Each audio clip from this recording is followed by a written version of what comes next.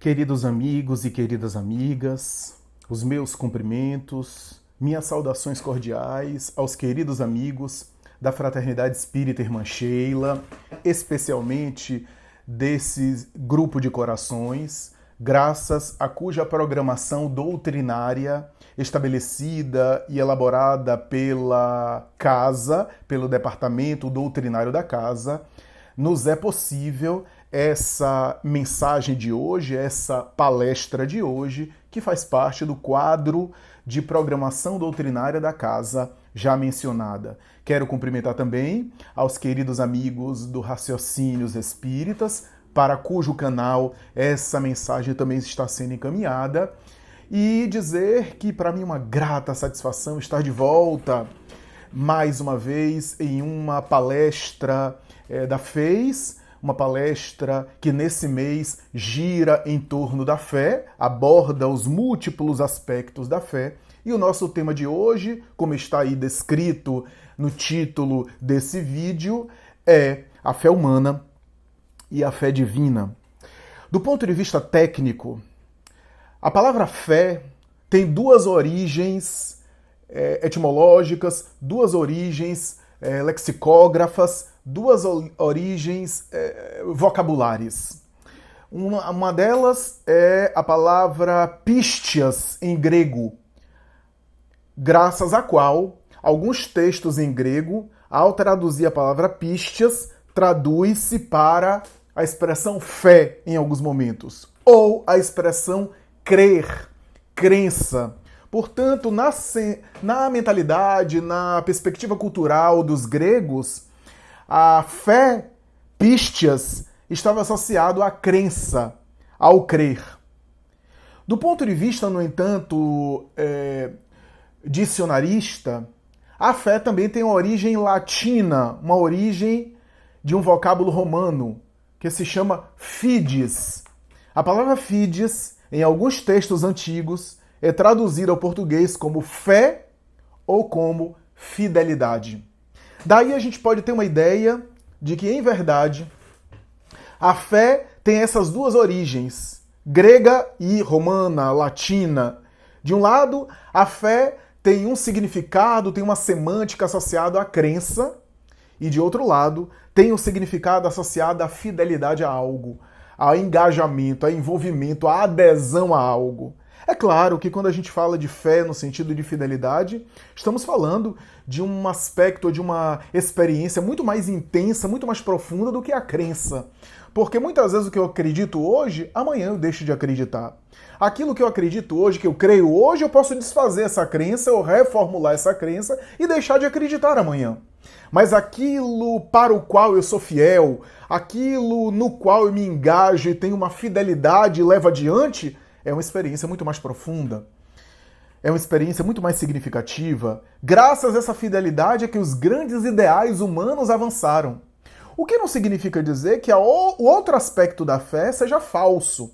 Na verdade, esses dois aspectos são verdadeiros. Apenas são enfoques, são ângulos e são experiências diferentes de uma mesma vivência, a fé no sentido de crença e a fé no sentido de fidelidade.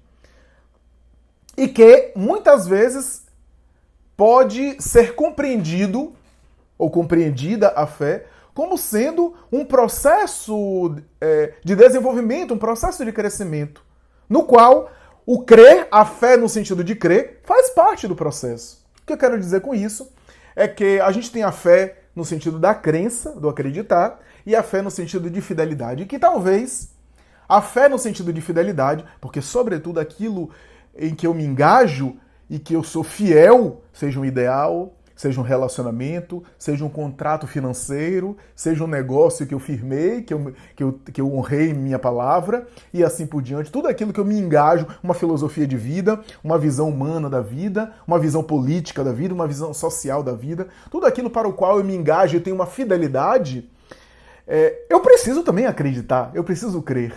Toda a experiência humana na qual o sujeito tem uma fidelidade, se engaja profundamente, é porque ele crê.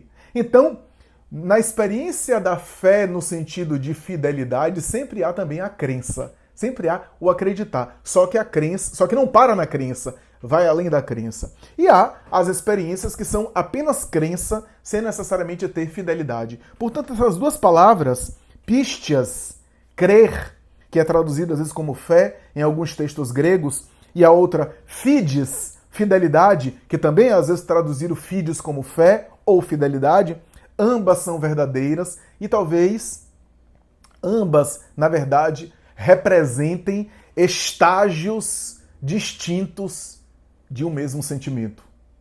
Estágios diferentes de uma mesma virtude, que é a fé. A fé no sentido de pistas não é negativa, é apenas um passo, a crença. Que não basta em si mesma, apesar de ser importante, mas ao crescer e amadurecer, além da crença se torna uma fidelidade. Portanto, se torna mais robusta, mais significativa, mais intensa. A fé, tecnicamente falando, está associada ao sentimento religioso, mas não apenas. A gente tem fé num contrato, como eu falei aqui, fé num acordo jurídico. Ambas as partes depositam algum tipo de fé. Quando você vai, por exemplo, fazer uma negociação financeira, quando você vai fazer uma venda ou uma compra de alguma coisa, existe um mínimo ali de confiança estabelecido no contrato, em que, por exemplo, o comprador ou o candidato a comprador de algo se colocou, ele muitas vezes honrou, ele muitas vezes colocou a sua palavra que vai comprar, às vezes dá um sinal financeiro inicial. E o vendedor também, ele se compromete ali ao receber o dinheiro, aí depende do acordo, da negociação, ao receber o dinheiro, ele passa para o nome da pessoa aquele imóvel, ou aquele objeto material, ou aquela posse material para o sujeito. Existe um mínimo ali de fé, de boa fé nessas relações que tem a ver com confiança. Confiança, portanto, que está presente tanto na crença, quando eu acredito em algo, eu confio em algo, mesmo que seja frágil e que amanhã eu deixe de acreditar, e na fidelidade eu também confio em algo pelo qual ou para o qual eu tenho essa fidelidade, eu sou fiel. Mas é claro que a fé é muito abordada no sentimento religioso e não é por acaso. Carl Gustav Jung, o psiquiatra suíço, discípulo de Freud na psicanálise, estabeleceu os arquétipos, que são temas universais da humanidade. E ele próprio escreve sobre o arquétipo religioso. Há também um arquétipo da religiosidade, do sagrado, do divino, independente, diz Jung, de haver realmente um sagrado, de haver algo espiritual, de haver algo divino para fora do homem. Ele não se preocupava com isso. Em alguns momentos ele afirmava que não estava se preocupando e para ele não era objeto de investigação se existe Deus ou não, se existe uma vida após a morte ou não. O que ele estava interessado em investigar é se existe alguma coisa espiritual dentro da criatura, se existe alguma coisa divina na intimidade do sujeito, se existe algo sagrado, algo espiritual na psicologia do sujeito, na psicologia humana. E por isso os arquétipos é um dos temas clássicos da psicologia de Jung. Os arquétipos são, na verdade, temas universais da humanidade, temas centrais da humanidade que se repetem ao longo das gerações. Daí, por exemplo, a ideia do feminino, a ideia do masculino, a ideia do choque de gerações é uma ideia arquetípica. A ideia de algo que está na sombra, né, sombrio, que está na escuridão, é algo do feminino, né? Representado aqui na figura do Yin e do Yang, o símbolo do Tao no Oriente, né? Que Jung estudou tanto, né? Esse símbolo que tem a ver com claro, escuro, masculino, feminino, úmido, seco, quente, frio, essas polaridades, essas dualidades que representam a criatura humana e que são temas centrais de toda a humanidade. Temas centrais que se repetem nos contos folclóricos, nas tradições históricas, nas mentalidades religiosas, nos koans, nas parábolas, nos casos, nas fábulas e assim por diante. Ora, os arquétipos são esses temas que se repetem. Jung vai dizer que o arquétipo religioso está presente também. Há uma dimensão religiosa na criatura humana e que somente ela pode explicar essa repetição cultural ao longo dos tempos, ao longo da história, da cultura, da civilização, porque o homem sempre buscou símbolos religiosos, sempre buscou a experiência do divino, o contato com o divino, a conexão com o divino, a experiência da fé. A experiência da fé aqui no sentido religioso da palavra, que é o que, quando a gente fala a palavra fé, quando a gente usa a palavra fé, é que normalmente é o que predomina, né? É o que mais a palavra fé é abordada. Quando a gente aborda a fé, claro que tem a fé no sentido geral, né? Mas a fé no sentido religioso é o tema predominante, né? É o tema que mais é vivido, experienciado, mencionado, né? A fé no sentido religioso, né? Quando a gente fala a palavra fé, boa parte dos temas está associada à experiência religiosa, apesar de haver uma experiência menor em fé no sentido humano, no sentido convencional. E é claro que na tradição da psicologia analítica, da psicologia junguiana, nós temos aí a ideia de que o ser humano sempre foi um animal religioso, sempre buscou a experiência do sagrado, sempre em todas as épocas da história, da cultura, da civilização, razão pela qual, inclusive, nós encontramos a busca do religioso e a busca do espiritual, mesmo em períodos onde não havia ainda cultura e civilização. Quando a gente olha, por exemplo, para o período paleolítico, quando a gente olha para o período da pedra lascada, quando a gente olha para os períodos antes da construção da civilização, da chamada civilização, quando o homem ainda era primitivo, nós vemos nas escritas rupestres, nos desenhos das furnas e das cavernas e mais tarde das palafitas, ali alusões, símbolos de contato com o espiritual, de práticas religiosas, de oração, de contato com os chamados mortos que voltavam para se comunicar, em um belo trabalho de paleontologia e antropologia. O professor Hernani Guimarães Andrade, estudando textos de estudiosos da área, chega à conclusão que no homem glaciário de Guns, no período glaciário de Guns, a cabeça humana, a caveira que era colocada na porta das cavernas, das furnas, ali na frente das cavernas, era uma forma de superstição ou de crença ou de fé para afastar as almas dos mortos que vinham se comunicar com os homens. Razão pela qual os homens primitivos colocavam sempre o crânio humano, o crânio de cabeças humanas, de cadáveres, ali, sempre voltada para o oeste, como uma forma de defender, segundo suas crenças, aquelas cavernas, aquelas furnas, aquela moradia do homem primitivo, da entrada, da invasão de espíritos, ou seja, de almas dos homens que vinham se comunicar com eles. Portanto, não era fruto de algum ensino institucional, porque não haviam instituições. Não havia instituições nem religiosas, nem não religiosas. Portanto, era já ali algo inato, a ponto de nós podermos constatar que no homem primitivo parece, segundo os melhores estudiosos da evolução do pensamento religioso, do sentimento religioso, que surgiu primeiro o medo, que é uma das emoções mais básicas do ser humano. O medo parece ser o filho direto do instinto de conservação da vida, instinto de conservação da vida que é dos animais, que nós herdamos, e aí no ser humano que começa a raciocinar, o instinto de conservação gera no ser primitivo o medo. O medo parece aparecer como uma das primeiras, ou a primeira manifestação emocional diretamente relacionada com o instinto de conservação, com o instinto de sobrevivência. E esse medo das forças da natureza que o homem primitivo não conseguia ainda compreender, que não conseguia ainda entender, atribuindo, portanto, a essas forças naturais, atribuindo-lhes, portanto, caráter divino, a ponto de estabelecer os vários deuses do terremoto, da chuva, das forças da natureza, dos vulcões, das erupções vulcânicas, dos maremotos e assim por diante, estabelecendo, portanto, uma relação sagrada.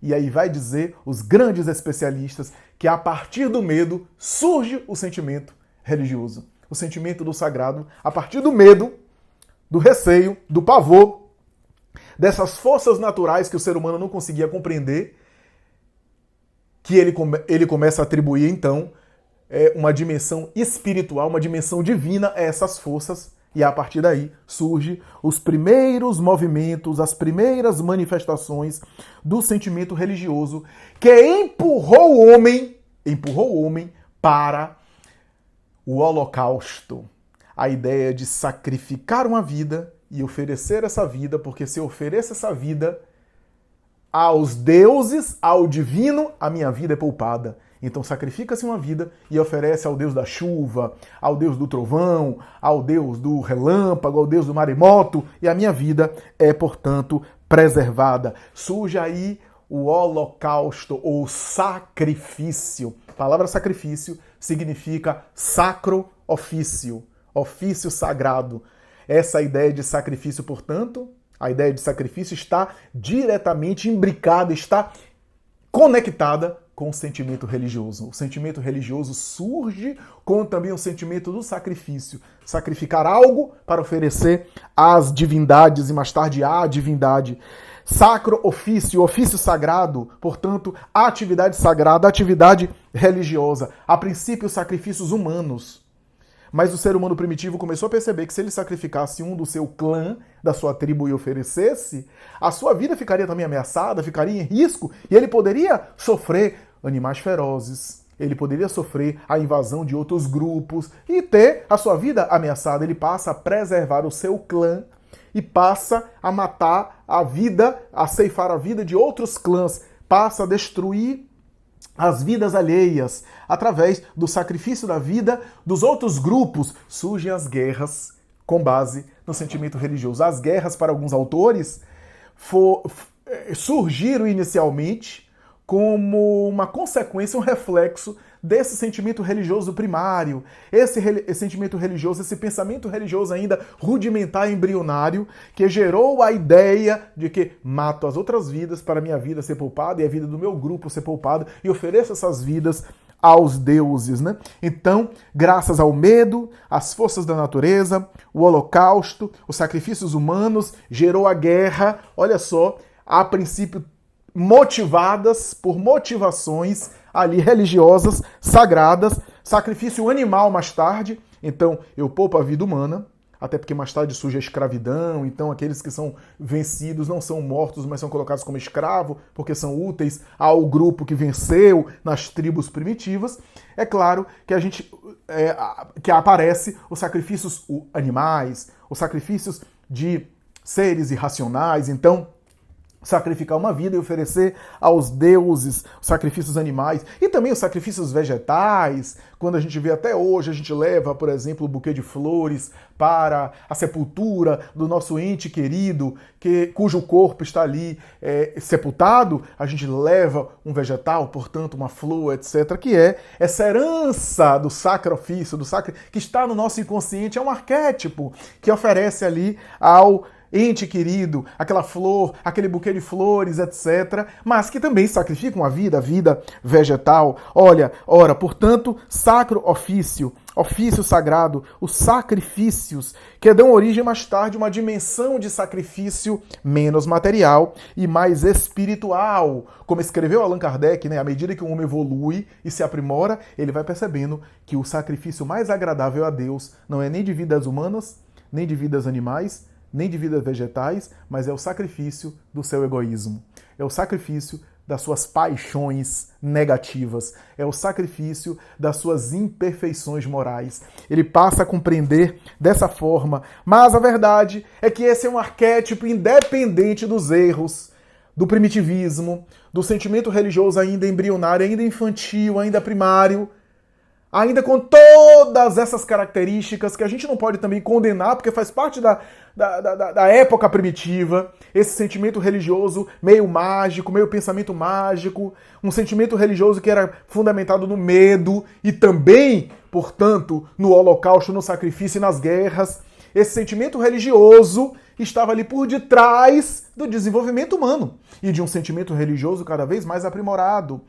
Mas ali havia um sentimento religioso, ainda que em estado latente, em estado primitivo, né? Por isso que Emmanuel vai dizer na obra Roteiro, por Chico Xavier, a seguinte colocação, ele vai dizer: o sentimento religioso nasceu no berço rústico do medo, do temor. É o que a gente está examinando aqui.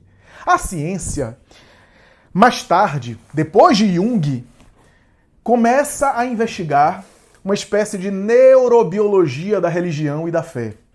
A para tentar constatar se aquilo que Jung falou, em termos de arquétipo, em termos de padrões universais, e se existe um arquétipo religioso, existe uma dimensão religiosa dentro da criatura.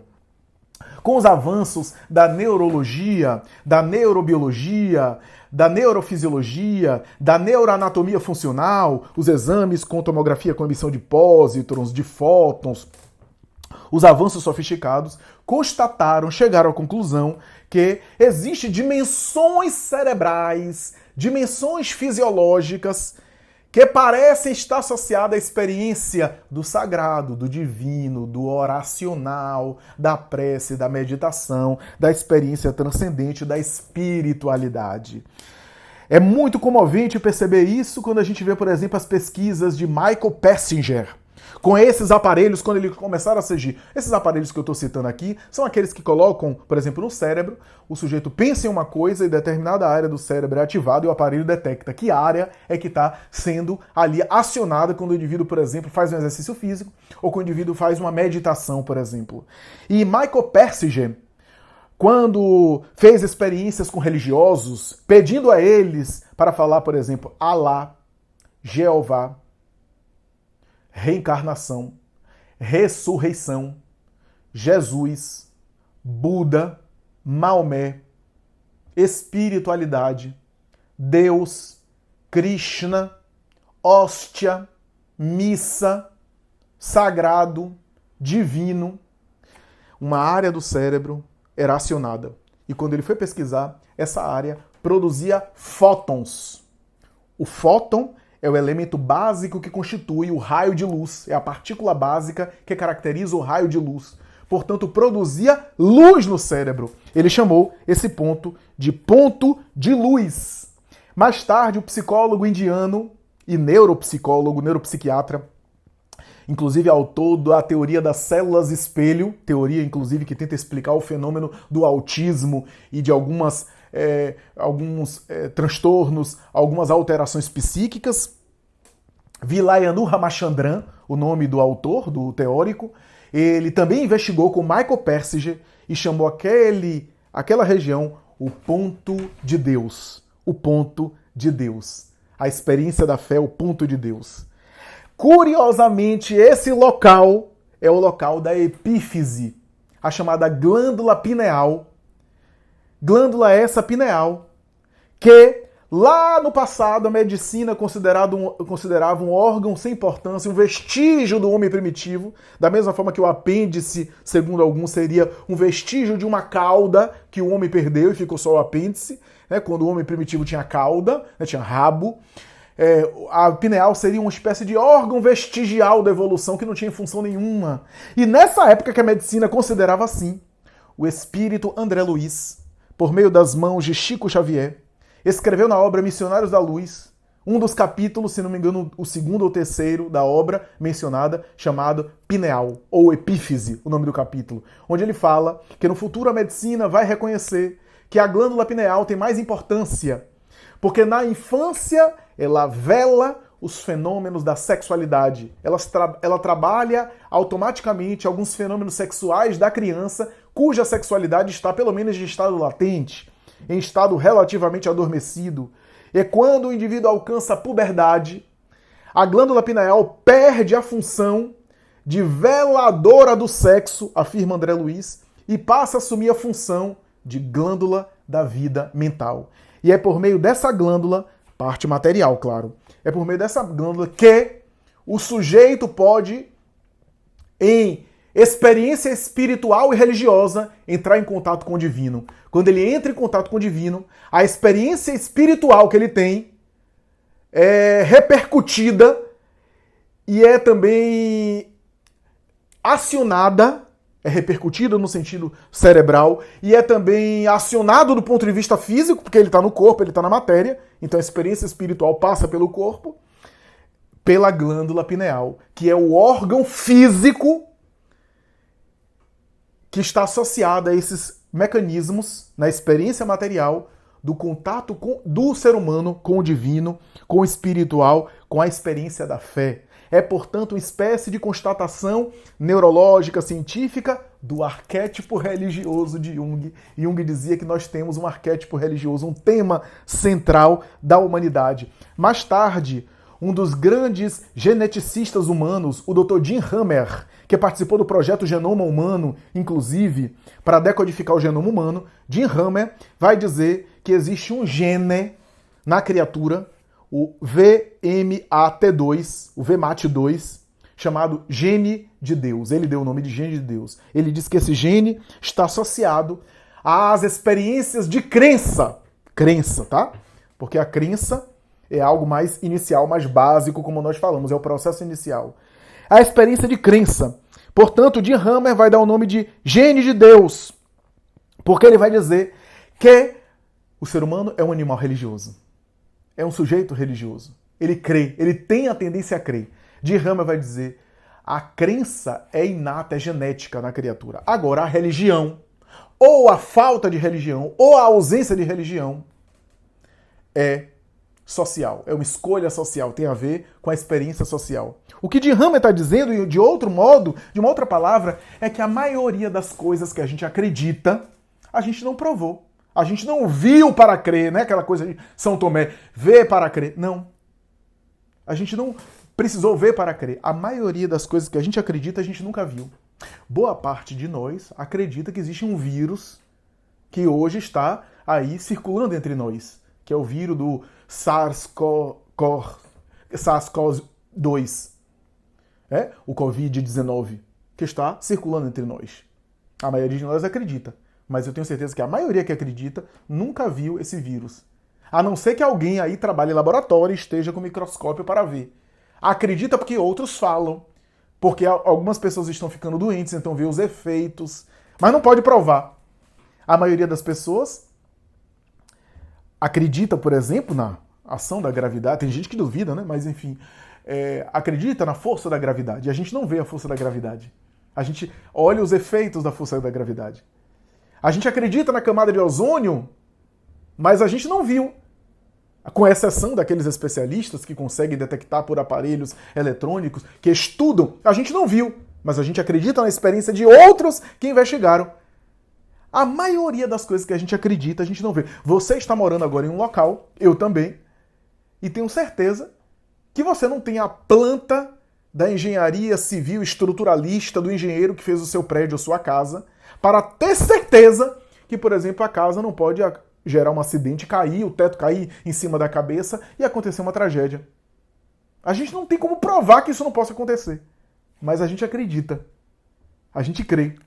Boa parte das coisas que a gente acredita, como eu costumo brincar, quando você vai no restaurante, você acredita que o cozinheiro fez uma comida com higiene, ou que não teve um surto psicótico e resolveu colocar veneno de rato ali para você morrer, ou que o garçom não colocou alguma coisa negativa. Você acredita, mas não pode ver, não pode provar. Quando você pega uma carona, ou quando você se desloca por avião ou por ônibus para algum local, você acredita e confia que o motorista tem sanidade psiquiátrica e não resolveu se suicidar, levando todo mundo junto na condução.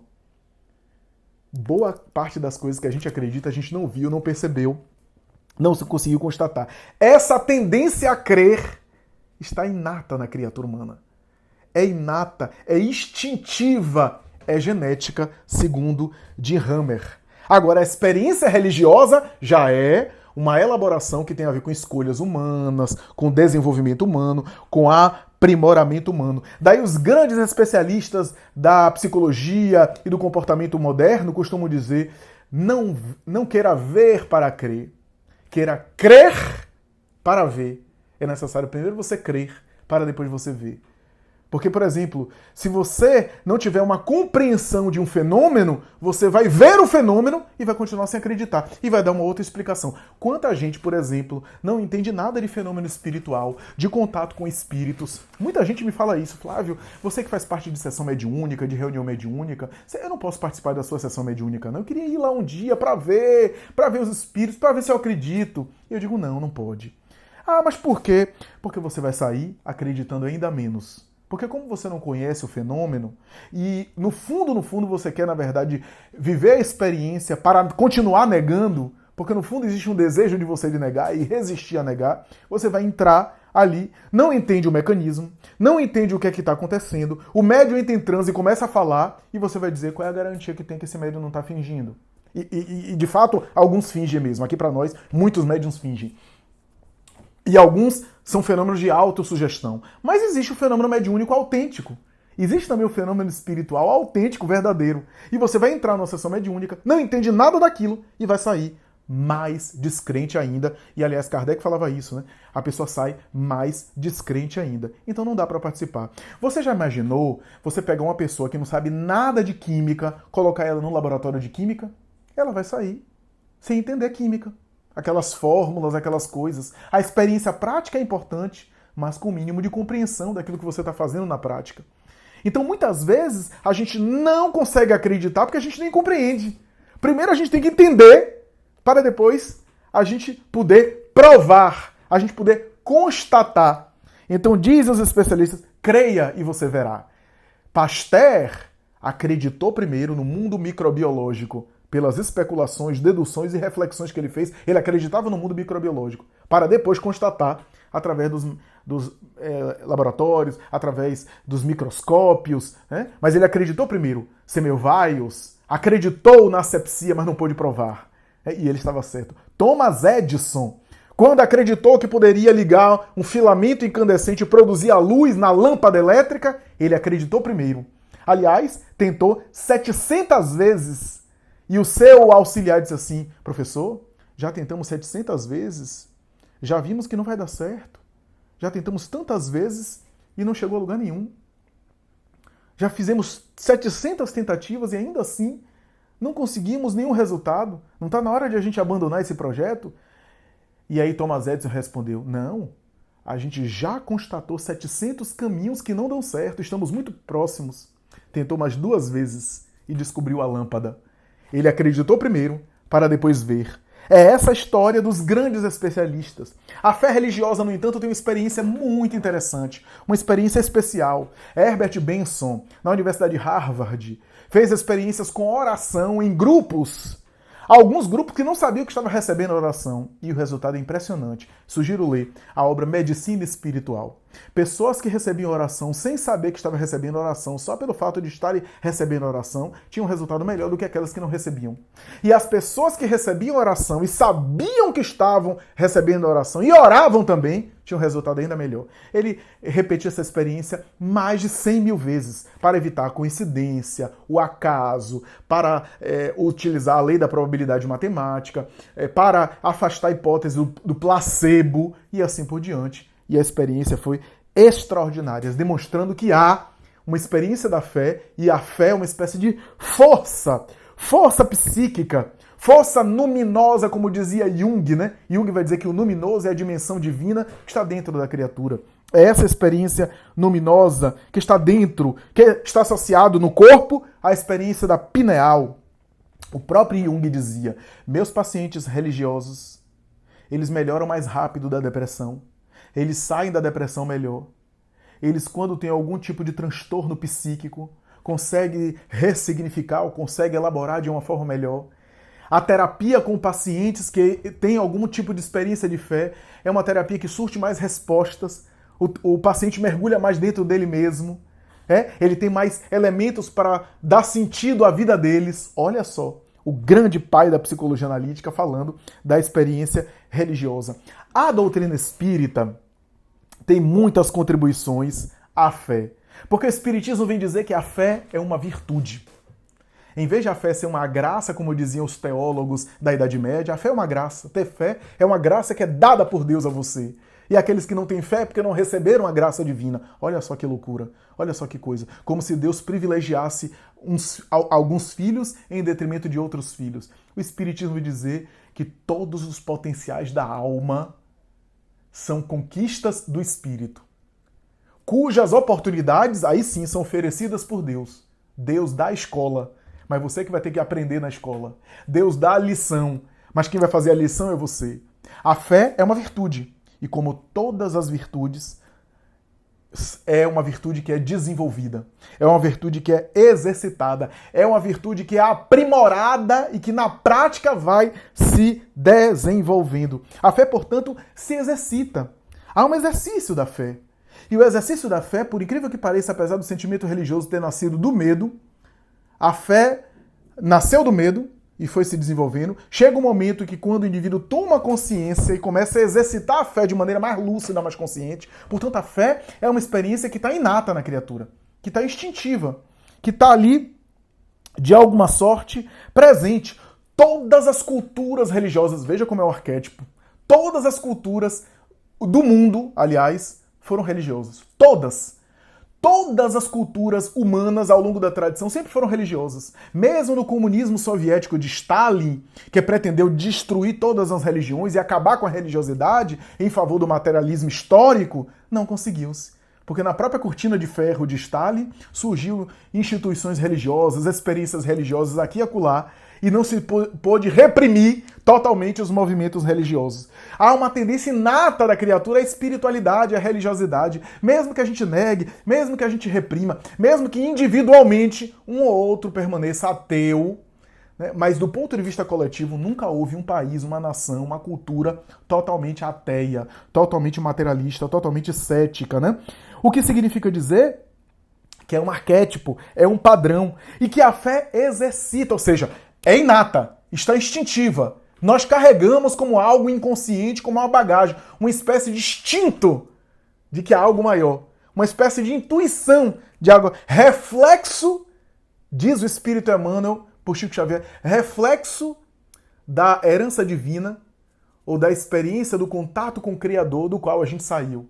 O espírito é criado simples e ignorante, a gente tem a oportunidade de crescer, e a fé é esse sentimento instintivo que ao longo da evolução vai se tornando mais consciente. Quando o indivíduo se torna consciente que ele pode aprimorar os seus potenciais, aí já é o exercício consciente da fé. A partir daí, já é o enfrentamento com o medo. O exercício da fé tem a ver com enfrentar o medo para superar o medo. À medida que eu enfrento os meus medos e convivo com eles, eu aprimoro a fé. A fé não é necessariamente não ter medo, mas é transformar o medo. É aprimorar o medo em experiências divinas, em experiências de certeza e de confiança e, sobretudo, de fidelidade. Emmanuel, na obra Pensamento e Vida, vai dizer: a fé é uma força que nasce... Olha a definição que ele dá. Ele começa o capítulo Fé, se não me engano, no capítulo 6 de Pensamento e Vida, dizendo assim: primeiro, a fé não tem uma definição. Ele diz que não dá para definir a fé com o vocabulário convencional. Olha só. Então, Emmanuel está dando uma dica para a gente que a fé, esse conceito da fé, a ideia de fé, é difícil de ser colocado em palavras. É difícil de ser totalmente definido. Olha o grau de abstração da fé. E aí depois ele diz, ele começa a definir a fé, e ele define várias vezes, com várias definições. Ele diz, é uma força que nasce da própria alma. É uma força que nasce da própria alma. Ou seja, é uma força. Olha só.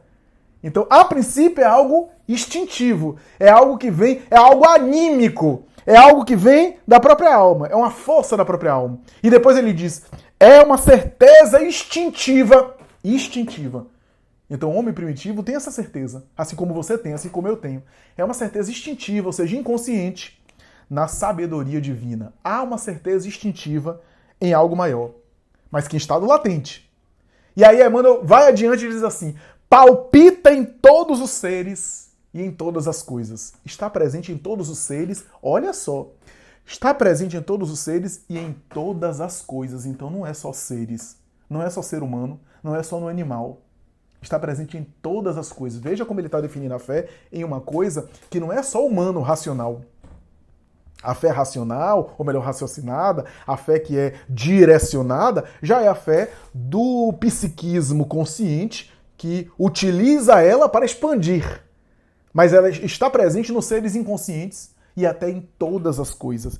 E ele vai dizer assim, o cristal que é fraturado e que depois se recompõe, ele se recompõe por causa da fé. A fé está presente naquele cristal que foi fraturado e que se recompõe. Ele vai dizer, está presente na árvore que é decepada e que depois se refaz. Olha só. E aí Emmanuel continua dizendo, o próprio ato de sentar e se alimentar na mesa é um ato de fé instintivo, porque instintivamente o ser humano confia no seu intestino, no seu estômago, no seu aparelho digestório, no seu sistema digestório, nas suas vísceras da digestão, que vai conseguir digerir aquele alimento. Às vezes até não dá certo, às vezes até tem uma indigestão, até tem um mal-estar. Mas o próprio ato de se alimentar, de sentar na mesa para comer, é um ato de confiança, portanto de fé, nas vísceras abdominais, como diz Emmanuel, nas vísceras digestivas. Olha só. E aí Emmanuel vai dizer, todas as operações da existência estão, de alguma forma, sob a energia da fé. Aí ele já fala da fé como energia.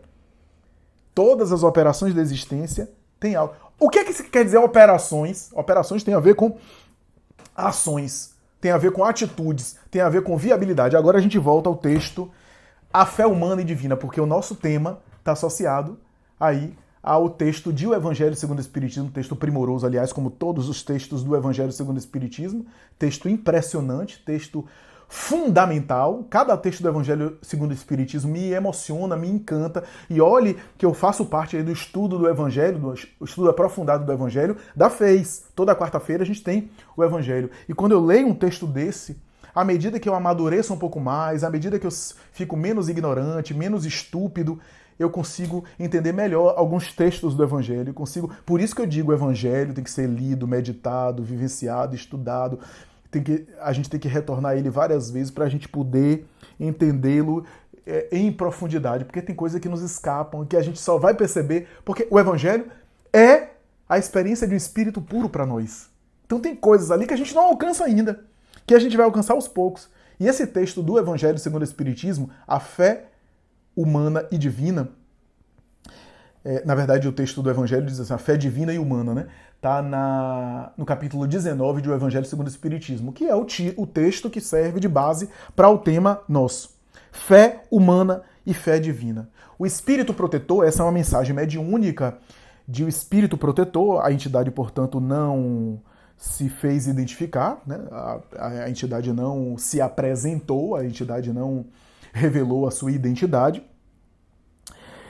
De um espírito protetor, escrita, portanto, essa mensagem em Paris, 1863, portanto, na Sociedade Espírita de Paris. E a mensagem, inclusive, o espírito protetor fala o seguinte, que a fé é um sentimento inato. Olha o que Emmanuel estava dizendo, a fé é um sentimento inato, que toda criatura carrega. Então, a fé é esse sentimento inato. E aí ele diz, o espírito diz que é uma poderosa alavanca. Olha só, a fé é uma poderosa alavanca. Quando você tem uma ideia de uma alavanca, o que é que aquela alavanca faz? A alavanca, empurra. A alavanca move. Então, o que é que a fé move? Aqui é primoroso esse texto. É primoroso esse texto. Porque o Espírito começa o texto falando o seguinte. É um sentimento inato a respeito dos potenciais futuros da criatura. Ou seja, em psicologia a gente chama isso de esperança. E a falta disso é desesperança. Alguém que está muito deprimido, tem um nível de desesperança maior, né? Ou seja, de projeção para o futuro. Ou seja, a fé tem a ver também com essa capacidade de se projetar futuramente, ou seja, mas aqui não é futuramente no sentido de, sei lá, vou ganhar mais dinheiro daqui a alguns anos, não. É a expectativa, é a projeção no sentido dos potenciais que eu tenho futuramente, que eu terei futuramente. Aquilo que hoje é semente em mim, um dia vai se tornar árvore. Olha só que bonito. Alavanca por quê? Porque move, porque empurra. Tá? Que empurra. E aí, é interessante o que o Espírito está falando nesse texto primoroso, porque muitas coisas, aliás, confirmam o que Emmanuel falou em Pensamento e Vida, poderosa alavanca, né? Então, o que é que a fé alavanca? O que é que a fé empurra? Quando a gente vai ver o texto, sabe o que o Espírito está falando? Que a fé é esse sentimento que move os potenciais. Que move os potenciais, todos os potenciais que eu tenho, é o que Emmanuel fala, palpitem todas as coisas, todos os potenciais que eu tenho avançam por meio da fé. Ah, Flávio, mas quanta gente se melhora, se aprimora e não tem uma fé religiosa? Não, mas não é apenas isso. Por isso que é fé humana e fé divina. Se eu tenho um desejo de me melhorar intelectualmente, eu vou sentar para estudar, é porque eu tenho uma fé que aquilo pode melhorar. Porque aquele estudo pode me melhorar. Então, por detrás, o que é que tem? Um sentimento de fé que ao estudar aquilo, Sei lá, pode ser qualquer estudo. Seja estudo para concurso, estudo intelectual, seja estudo espiritual. Pouco importa. Aquilo vai me melhorar. Porque se eu achasse, eu vou ler isso hoje e amanhã eu vou esquecer totalmente, não vai ficar nada em mim, eu não vou estudar. Então, se eu estudo, é porque eu tenho uma espécie de fé, de confiança, de crença que aquilo vai ficar em mim. Que eu vou aprender alguma coisa. Então, o próprio ato de estudar é um ato de fé. Tá vendo? Porque em todas as operações humanas, e quando eu falo operações, tem a ver com todas as atitudes, todas as ações humanas, sempre tem um sentimento de fé. Não necessariamente a fé divina, por isso que o texto fala fé humana e fé divina. Não é necessariamente a fé divina. Pode ser a fé nos potenciais. Se eu faço alguma coisa porque eu acho que aquela coisa vai me melhorar, se eu vou assistir um filme porque eu vou aprender alguma coisa naquele filme, se eu tô assistindo essa palestra porque eu acho que eu vou aprender alguma coisa, eu tenho uma fé que eu vou aprender alguma coisa. Eu tenho uma confiança que vai ficar alguma coisa em mim. Ou seja, eu tenho uma fé que os meus potenciais vão ser melhorados com aquilo que eu estou fazendo. Portanto, toda a operação humana que eu faço é motivado por uma expectativa de que alguma coisa vai gerar em mim. Então, por isso que todas as operações humanas têm alguma influência de uma fé, ainda que não seja a fé em um Deus, fé em sagrado, mas a fé no potencial. É uma fé humana. Quando eu tenho a fé no potencial, é a fé humana. E o Espírito cita um trecho que eu nunca parei para refletir, eu só estou refletindo agora. O Espírito cita um trecho que é assim, vontade de querer. Eu sempre vi esse texto, eu sempre vi essa vontade de querer, e eu nunca parei para refletir profundamente. Eu fui pesquisar. E eu fiquei pasmo. Por isso que eu digo, minha gente, os textos do Evangelho não são textos apenas para você se emocionar. São textos para você entender a sua vida interior e também a vida espiritual. Quantos anos eu leio esse texto e não havia percebido nisso? Vontade de querer. Eu fui pesquisar. E eu fiquei estupidificado, eu fiquei surpreso em perceber que a vontade de querer é um tema da filosofia. O Espírito não colocou isso ao acaso, não colocou isso a esmo. Existem duas expressões na filosofia que são básicas, inclusive na filosofia da época de Allan Kardec, filosofia do século XIX. Né? Kardec é quase contemporâneo a Freud, a Nietzsche, a Schopenhauer, todos esses filósofos e tantos outros falavam sobre isso. Desejo e vontade. Desejo e vontade são diferentes na filosofia. Às vezes a gente usa como sinônimo, como igual. Mas na filosofia, vontade e desejo são diferentes, não são sinônimos. Desejo é quando eu alimento algo, mas eu não necessariamente tenho acesso direto na vida prática, ou eu pelo menos não me movo para isso. Tá? Por exemplo, por isso que há na obra de Freud a palavra desejo é muito utilizada para, por exemplo, fantasias sexuais. A fantasia sexual nem sempre é concretizada. Nem sempre toda fantasia sexual que a criatura alimenta, ela vai colocar em prática. As fantasias, os sonhos, as especulações, tudo isso é desejo. Tá? Por isso que Freud usa muito a expressão desejo. Em toda a filosofia, na tradição clássica da filosofia, desejo tem a ver com isso. Tá? Se eu estou com fome aqui, eu desejo uma comida. Mas eu apenas desejo e fico nisso. Eu espero que a comida chegue, que alguém me dê, mas eu não me movo. Vontade tem a ver com algo que eu alimento, mas que eu vou colocar em prática. Então, quando eu tenho vontade de comer, se eu realmente tenho vontade de comer, eu me levanto, vou lá e preparo uma comida e faço para comer. Isso é vontade. Porque a vontade está associada a um sentimento que eu coloco em prática, que eu vou lá e ajo, que eu vou lá e faço, que eu vou lá e executo, concretizo. Isso é vontade. Desejo não. Desejo não.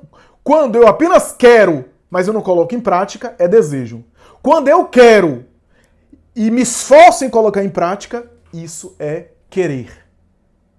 Na tradição da filosofia da época de Allan Kardec, e antes, na tradição da filosofia ao longo dos tempos. Desejo e querer, ou desejo e vontade, são diferentes. Aí o Espírito utiliza vontade de querer. Isso que é interessante. Isso não é ao acaso, tá?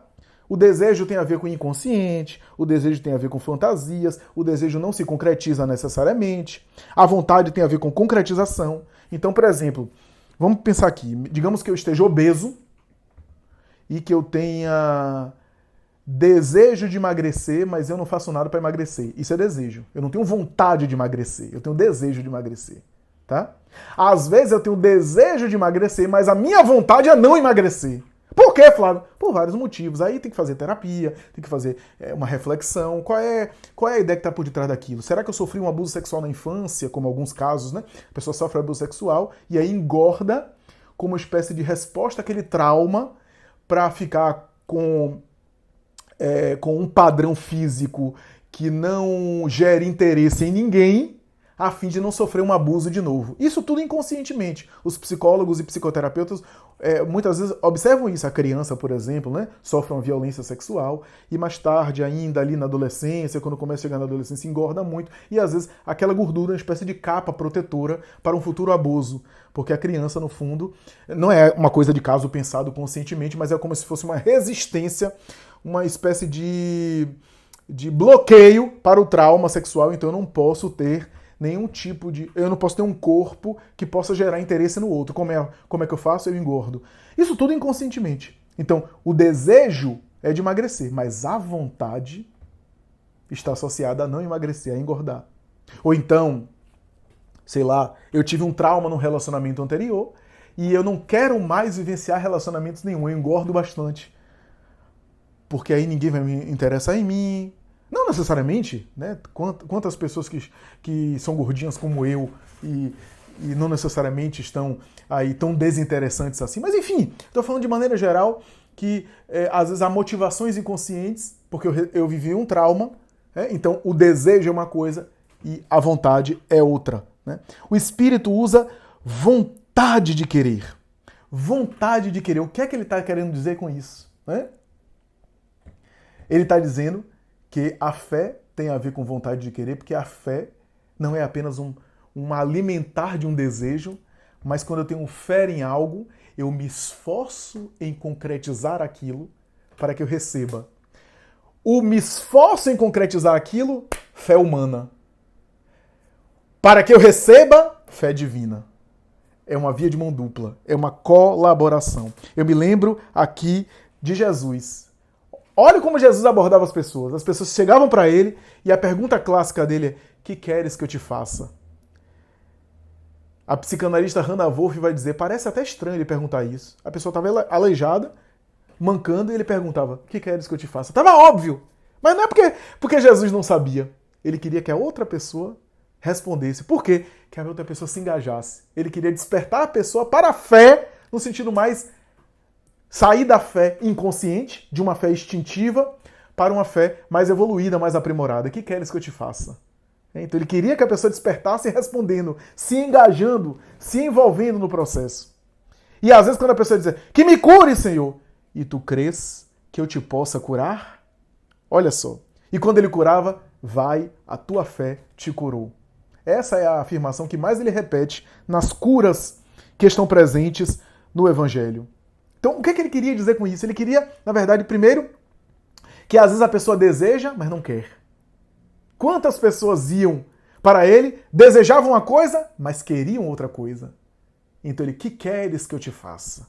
Ele tentava despertar a pessoa para o verdadeiro querer, para a verdadeira fé, para a verdadeira conexão com o alto, que tem uma parte que é humana, a fé humana, e tem uma parte que é divina. A fé humana é eu me esforçar por fazer a minha parte. E a fé divina é: eu sei que tem uma parte que é do alto e que eu não controlo. Eu não posso controlar o que Deus vai fazer porque eu não tenho poder para isso. A fé divina é eu me entregar ao divino. Eu faço a minha parte, fé humana, confiança nos meus potenciais, confiança nas minhas capacidades, confiança e desenvolvimento nas minhas forças, direcionado, porque quando eu conscientemente direciono as minhas forças, aí esse potencial aumenta. O espírito fala do magnetismo, o espírito fala desses potenciais magnéticos, anímicos. Então é anímico e é mediúnico. A fé humana é anímica. A fé divina é mediúnica. O que é que eu quero dizer com isso? É que eu desenvolvo os meus potenciais, eu tenho a vontade de querer, eu coloco em prática, eu quero me esforçar por praticar, eu quero viabilizar aquilo, e ao mesmo tempo tenho uma fé divina. Qual é a fé divina? Eu sou fiel, eu me entrego, eu abro mão do controle daquilo que eu não posso controlar, eu faço a minha parte, e o resto é com o alto, o resto é divino, o resto é espiritual, é mediúnico. É uma mão dupla. A fé humana precisa ser desenvolvida, os potenciais próprios, e a fé divina. Então, meus amigos, o Espírito está dizendo também nessa mensagem, olha que coisa interessante. Ele fala de uma outra forma que a fé é uma espécie de motor evolutivo de todos os nossos potenciais. De todos os nossos potenciais. A fé está por detrás do desenvolvimento de todos os potenciais. Se eu contrato um professor particular de matemática, é porque eu tenho fé que aquelas aulas podem me melhorar em matemática. Então eu tenho fé no meu potencial. Eu tenho fé que esses potenciais, na compreensão da matemática, na compreensão que eu tenho de exatas, pode melhorar. Eu tenho fé que aquela aula pode me fazer uma pessoa melhor em matemática. Então, contratar um professor de matemática para me ensinar é uma fé no meu potencial futuro. É uma fé num potencial futuro que eu possa ter. É uma fé na minha capacidade futura que eu possa desenvolver. É, portanto, uma energia, uma força que alavanca, olha a alavanca, que move, que impulsiona todos os meus potenciais evolutivos. Ou seja, todos os meus potenciais evolutivos estão caminhando, estão se desenvolvendo por influência de algum tipo de fé. Fé que a princípio é humana, porque é uma fé nos meus potenciais. Então eu preciso ter uma fé humana.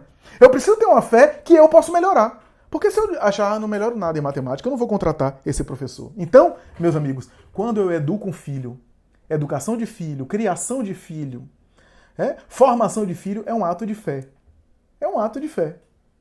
Eu não tenho certeza se vai dar, mas é um ato de fé. É um investimento não financeiro, mas investimento de potenciais, porque é a fé de que aquela educação vai poder melhorar os potenciais daquele filho. Né?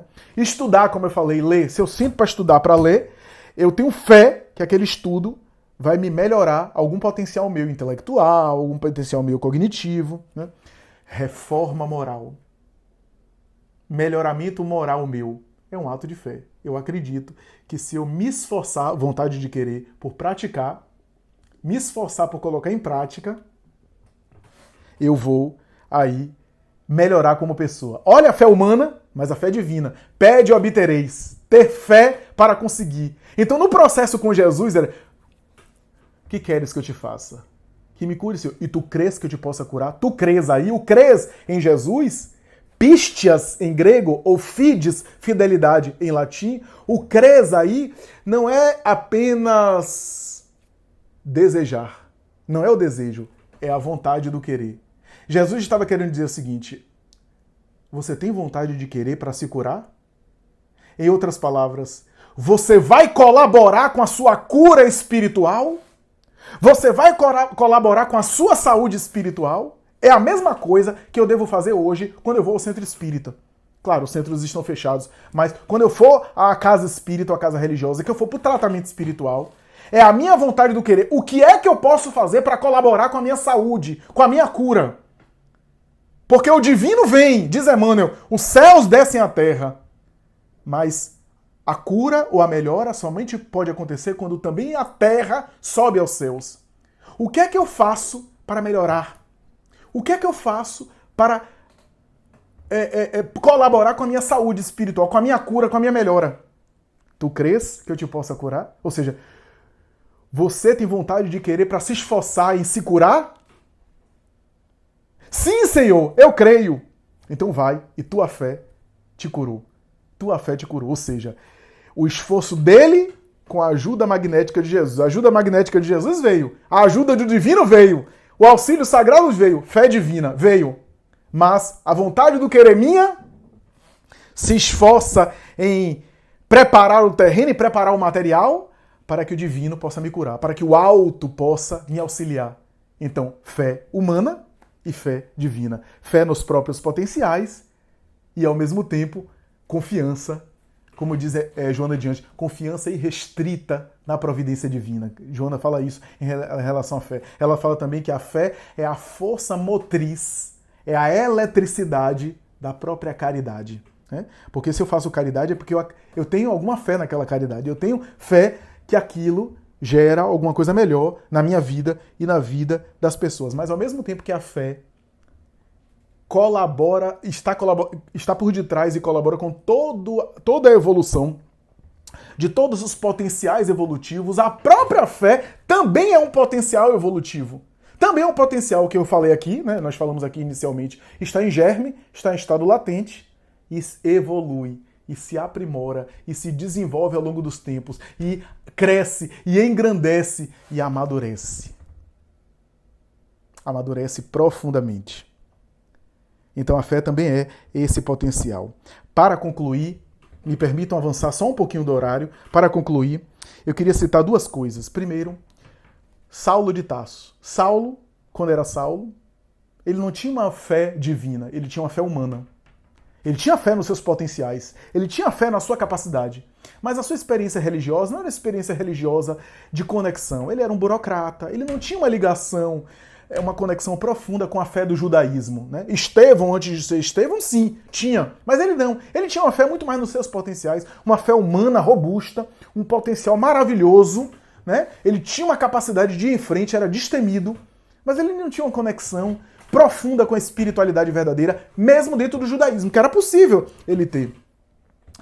No leito de morte, a sua esposa, ou melhor, sua noiva, diz assim: Estevão me apareceu no dia de ontem, diz Emmanuel em Paulo Estevão, Estevão me apareceu no dia de ontem, já desencarnado, e me avisou o seguinte, que Jesus tem um plano para você que te ama muito.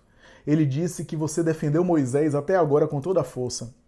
E essa mesma força, esse mesmo empenho que você defendeu os seus valores, quando você conhecer profundamente Jesus, vai ser direcionado também para o Cristo. É a mesma coisa. E morre nos seus braços, né? Ele vai, é perseguidor, etc. Quando ele se torna o apóstolo Paulo que foi, quando ele se converte a esse grande homem que foi, aí a fé humana que ele já tinha é direcionada agora numa conexão também com o alto, numa conexão agora espiritual. E a fé humana se torna também uma fé divina. A experiência de fé humana dele se torna também divina e espiritual. Aí o potencial se multiplica, né? Porque se o meu potencial anímico é colocado em prática com uma conexão consciente e lúcida com o Criador, a ajuda do Criador à criatura não é mais inconsciente, não é mais instintiva. Ele sabe que está recebendo ajuda e ele se coloca em relação à ajuda. Então é claro que esses potenciais se multiplicam. Aquilo que é só anímico e que o mediúnico vem de maneira sutil se torna anímico e mediúnico em uma conexão muito mais intensa. E por fim, gostaria de citar a personagem Roberto de Canalejas. Roberto de Canalejas era o espírito que aparecia a Dona Ivone do Amaral Pereira, aparecia ela, e foi um grande afeto da vida dela e de outras encarnações. Quem leu a trilogia Nas Voragens do Pecado, Cavaleiro de Namier e o Drama da Bretanha, sabe o que eu estou dizendo. Ele era um grande afeto dela, um dos grandes afetos da história reencarnatória dela, a quem ela inclusive prejudicou em mais de uma vez ao longo das experiências reencarnatórias. Eu não vou contar aqui em detalhes esses romances, mas Roberto de Canalejas aparecia a visão mediúnica de Ivone quando ela era muito pequena, criança, etc. E depois se despediu dela porque iria reencarnar quando ela já estava adolescente ou jovem adulta. E ele reencarnou e desapareceu. E ela sentiu uma dor profunda e uma perda, né, do laço afetivo com ele. Quem leu Nas Voragens do Pecado, o Cavaleiro de Namier e o Drama da Bretanha vai ver que esse espírito era profundamente ligado a ela, a quem ela em alguns momentos prejudicou. Esse espírito, no século XVI, ali no reinado de Catarina de Médici, na França, 1572, noite de São Bartolomeu, era um grande católico, um católico fervoroso. Mas hoje a gente sabe que o catolicismo dele não era verdadeiro. Ele era muito mais militarista do que necessariamente religioso. Apesar de estar, né, nos exércitos católicos ali, tanto é que a gente sabe na história que ele entra num local, mata um monte de gente, né? Como era a cultura da época. Ele acreditava naquele momento que estava fazendo certo, estava cumprindo ordens de Deus, purificando a terra e também castigando aqueles hereges protestantes, matando-os para que eles possam, pelo menos, receber o perdão de Deus. Então ele achava que estava fazendo a coisa... Era a mentalidade da Idade Média, militarista, né? Quando ele desencarna depois de maneira dolorosa, vítima de uma traição, né? Ele desencarna, vai para o mundo espiritual e reencarna mais tarde, no século posterior, nas Flandres ocidentais, como Henri Namier. um dos personagens da obra O Cavaleiro de Lumière. E ao reencarnar, pasme, depois de ter sido aquele católico fervoroso, mas não era uma religião. Veja como... Por isso que gente diz, Flávio, fulano é tão religioso, ou fulano é ateu por quê? Muita gente me pergunta, fulano é tão inteligente e é ateu por quê? Eu vou explicar por quê. Baseado nesse conceito aqui. Ele reencarna, mas não era uma religião verdadeira, porque quando ele chega no mundo espiritual da outra encarnação, católico, achando que ia chegar no braço direito de Deus, ia sentar do lado de Jesus, afinal ele cumpriu as ordens de Jesus, matando os hereges, ele chega no mundo espiritual e percebe que ele está no mundo espiritual, com as suas dores, com as suas culpas, os seus conflitos e também as suas virtudes. Ao reencarnar, ele reencarna cético, materialista. Aí você, Flávio, na outra encarnação ele foi católico, agora volta materialista, ateu? É porque você está fazendo uma escala de valores. O espírito vai acumulando valores, e a evolução é assim, acumulando valores, mas é muito mais complexo do que você imagina. Não é assim, se tornou religioso, sempre vai ser religioso. Não. Porque às vezes a experiência religiosa foi mais social do que interior. A fé existia nele, instintivamente, mas era como Saulo de Tarso, a fé era muito mais humana, ele tinha confiança nos potenciais. E esse sujeito tinha um amor tão grande por Ivone. E Ivone esteve reencarnado ao longo desses séculos com ele. E em alguns momentos ele se deu mal com ela. Ele buscava ela. Ele desencarnou no livro Nas Horas do Pecado com uma morte dolorosa. Chegou no mundo espiritual. Meu Deus, que morte sofrida. E por incrível que pareça, ele não ficou magoado com ela. E ele ficava buscando ela desesperado. O amor dele por ela era tão grande. Fé divina. Sentimento humano. Fé divina o quê? Fé humana, sentimento humano. Buscando ela. Buscando ela desesperado. Reencarna e continuava buscando ela. Olha só. E aí em Cavaleiro de Lumière ele também passa mal bocado e acaba, inclusive, exterminando a própria vida numa morte dolorosa, chegando no plano espiritual como autocida, exterminou a própria vida com dores por conta de ter se atirado numa pedra, numa montanha de pedra de granito, se tatelou todo, chega no mundo espiritual sofrendo as dores e com a consciência de culpa. E ainda assim não tinha mágoa dela. O que ele ficava no mundo espiritual era buscando por ela, para encontrá-la, o amor por ela, vencia até a mágoa de ter sido traído, de ter sido enganado por ela, e graças ao que ele optou por exterminar a própria vida. Então chega no mundo espiritual, veja a fé, o sentimento humano. Né? E aí, mais tarde, esse sujeito reencarna, reencarna ali no período pós-Revolução Francesa, século XVIII e XIX, na Bretanha, região ali da França, e encontra ela novamente, eles têm um contato, e ele realmente acaba também numa situação muito ruim, piora a sua situação espiritual, ela também piora muito, e chega no mundo espiritual arrebentado, profundamente atormentado, transtornado, profundamente infeliz. E a partir daí ele decide uma outra coisa. Ele tinha um sentimento de amor por ela, mas ele percebe que se continuasse assim, ele iria continuar fracassando e ela também. Ele, meu sentimento de fé humana e de amor humano por você é muito grande, mas eu preciso buscar agora o divino e me espiritualizar. Eu preciso agora crescer. E aí ele começa a sua trajetória. Uma trajetória que ela não acompanha. E em uma outra encarnação, ela própria se joga no Rio Tejo, em Portugal, e morre de uma maneira dolorosa, atormentada, profundamente perturbadora. Ela morre de uma maneira totalmente desorganizada.